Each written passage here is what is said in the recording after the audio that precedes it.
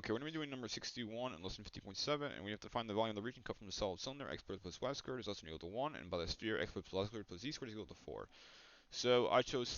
cylindrical integration because I just thought it'd be a lot easier to integrate in terms of the given variables or to integrate based on the given equations because it'd be kind of hard to set up like all the phi equations and that stuff, and I just didn't want to deal with it, and it just ended up working out pretty well. So regardless, so you know that your z, because you're starting at the origin, or at least in the first octant, we'll get to the other eight, we'll get to the other seven in a bit.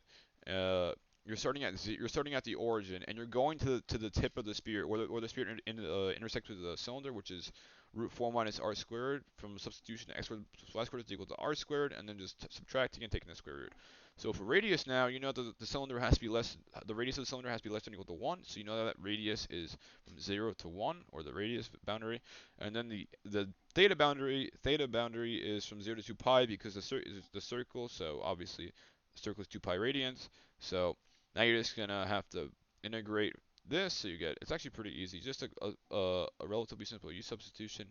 ends up getting you 4 minus x squared to the 3 over 2 over 3, and you cannot forget the negative sign out front, like I almost forgot to say.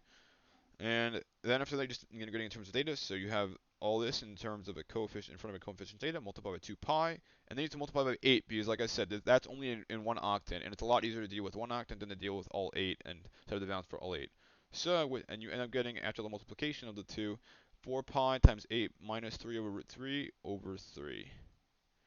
And yeah, that's lesson 15.7, number 61.